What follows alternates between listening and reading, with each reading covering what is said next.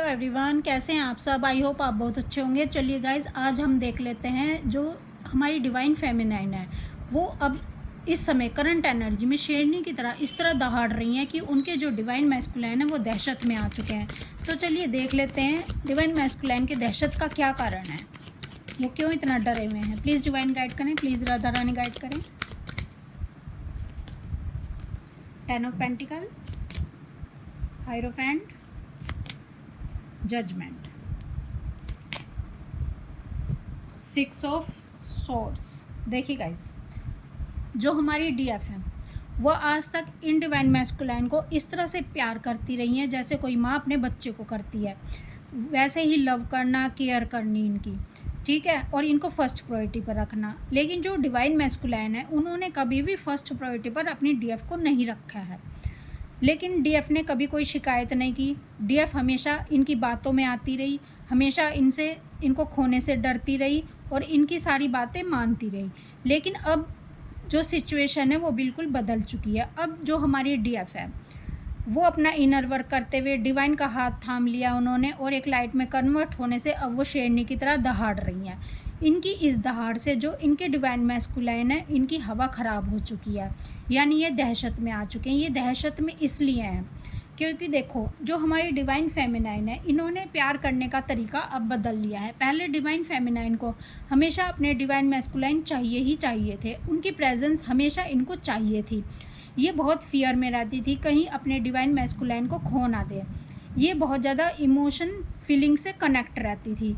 ये अपनी जो इनके अंदर की मैस्कुलाइन एनर्जी है वो बिल्कुल भी एक्टिव नहीं थी। और लेकिन अब क्या हुआ, अब इन्होंने अपने अंदर की मैस्कुलाइन एनर्जी को भी बढ़ा लिया है, जिसके कारण अब ये अपने डिवाइन मैस्कुलाइन के बिना भी रह पाती हैं। इनको उनकी कमी महसूस नहीं होती कि उनका प्रेजेंस चाहिए ही चाहिए। अब ये इनको लगता है कि मेरे जो डिवाइन मैस्कुलाइन है वो तो मेरे अंदर ही हैं। अब ये अपने ऊपर फोकस है, अपनी लाइफ के ऊपर फोकस है और ये बड़े आराम से जी पा रही हैं। अब इन्होंने अपने डिवाइन मैस्कुलाइन को प्यार करने का तरीका बदल लिया। अब इन्हें डिवाइन मैस्कुलाइन को प्यार करने के लिए डिवाइन मैस्कुलाइन की भी ज़रूरत नहीं है। तो इस अंदाज से ये अपने डिवाइन मैस्कुलाइन को प्रेम करना सीख गई हैं कि मुझे तुम्हारी फिज़िकल बॉडी की भी ज़रूरत नहीं है, लेकिन प्यार तो मुझे तुमसे पहले से भी ज़्यादा है। तो इस तरह से ये प्यार करना सीख गई हैं। और जो इनके डिवाइन मैस्कुलाइन है ये उलझे हुए हैं अपने थर्ड पार्टी और कार्मिकों में उलझे हुए थे। लेकिन अब जो डिवाइन है, अब डिवाइन इनको फोर्स कर रहे हैं कि बेटा तुम अपनी डीएफ के साथ अब जस्टिस करो, अब बहुत हो गया। अब तुम्हें अपनी डीएफ के साथ जजमेंट करना ही होगा। अब डीएफ को जस्टिस देना ही होगा। अगर तुम ऐसा नहीं करोगे तो तुम्हारे ऊपर जो तुम्हारी थर्ड पार्टी है और तुम्हारी जो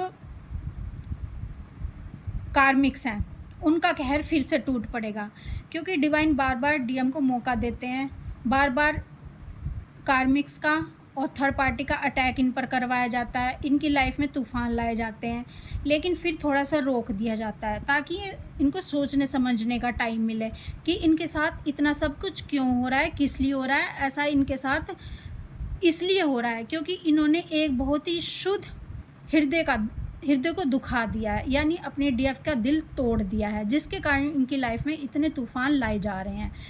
तो ये इनको समझ तो आ रहा है, इनको डिवाइन की तरफ से साइन भी सारे मिल रहे हैं, लेकिन ये क्या करते हैं, ये सोचते हैं कि अब तो सब कुछ ठीक होने लग गया है, चलो मैं फिर से वैसा ही शुरू कर देता हूँ जैसे मैं आज तक करता रहा हूँ। मैं अपनी डीएफ से एनर्जी लूँगा और थर्ड पार्टी और कार्मिकों में दे दूंगा और उनके साथ भी अच्छे से रहूँगा और मेरी डीएफ भी अच्छे से रहेगी। उसको भी ऐसा नहीं लगेगा कि मैं उसकी लाइफ में नहीं हूँ, लेकिन ना मैं उसको प्रायोरिटी दूंगा, फर्स्ट प्रायोरिटी दूंगा, ना ही मैं उसके साथ जस्टिस करूँगा और ना ही मुझे उसके प्रति कोई कर्तव्य पालन करना होगा, ना मैं उसको कोई कमिटमेंट दूंगा। जैसा चल रहा है दो नावों में पैर रख के मैं फिर से ऐसा ही चलता रहूँगा। लेकिन अब जो इनकी डीएफ है उसके एटीट्यूड भी बदल चुका है, वो एक शेरनी की तरह दहाड़ रही है। उसने साफ इनको एनर्जी देने से इस समय मना कर दिया है, क्योंकि डीएफ आज तक एनर्जी देती रही है। उसको लगता है कि मेरे डीएम आ गए रियूनियन करने के लिए और फिर बातें शुरू हो जाती हैं इन दोनों की और डीएफ को पता ही नहीं चलता कि कंट्रोल करना है अपने आप को, यानी वो बह जाती है इमोशन फीलिंग में और इतनी एनर्जी दे देती है कि डीएम का पेट भर जाता है। वो फिर दौड़ पड़ते हैं वापस से कार्मिक और थर्ड पार्टी में, यानी रन कर जाते हैं। और डीएफ फिर ठगा सा महसूस करती है कि मैंने इतना सोचा था कि मैं इस बार एनर्जी नहीं दूंगी और फिर मैं अपनी एनर्जी दे बैठी। जब ये बार बार रिपीट होता रहता है ना डीएफ के साथ, तो एक दिन डीएफ प्रण कर लेती है कि अब बस बहुत हो गया, अब डीएफ को जाने दो, सॉरी डीएम को जाने दो, ठीक है वो खुश रहे थर्ड पार्टी और कार्मिक को। मुझे नहीं चाहिए ऐसा डीएम, ऐसे डीएम मुझे नहीं चाहिए। मुझे अगर डीएम चाहिए तो शुद्ध फॉर्म में चाहिए। और अगर डीएम को मेरे पास अब आना है, मुझसे मेरे करीब आना है, तो जस्टिस के साथ आएगा, जजमेंट के साथ आएगा, कमिटमेंट के साथ आएगा। अब जो डीएफ है बिल्कुल भी अपने डीएम को एनर्जी नहीं दे रही है, बिल्कुल मैसेज का कोई रिप्लाई नहीं कर रही है, किसी बात का कोई रिप्लाई नहीं कर रही है। हालांकि डीएम बार बार आ रहे हैं एनर्जी लेने, बार बार उसके करीब आ रहे हैं ताकि वो कुछ रिप्लाई करे, लेकिन वो बिल्कुल भी रिप्लाई नहीं कर रही है। तो गाइज़ इस समय डीएम को अपने डीएफ को खोने का इतना दहशत लगी हुई है ना, उनको लग रहा है कि मैंने खो ही दिया अपनी डीएफ को, कि ये तो बिल्कुल बदल चुकी है, अब ये टस से मस भी नहीं हो रही। अब मेरे को कार्मिक और थर्ड पार्टी को ही अपनी लाइफ से जुदा करना होगा, यानी अपनी लाइफ से इनको भेजना होगा। भेजने का मतलब ये नहीं है कि डीएम डीएफ के पास आके रहने लगेंगे, नहीं, यानी उनको फर्स्ट प्रायोरिटी पे ना रखना, उनको अपनी एनर्जी ना देना, उनके साथ हंसी मजाक ना करना, यानी उनके बीच में रह के खुश ना होना, डिटैच हो जाना, खुद पर ध्यान देना, खुद पर फोकस करना, डिवाइन पर ध्यान देना और डिवाइन के जो साइन है उनको पहचानना।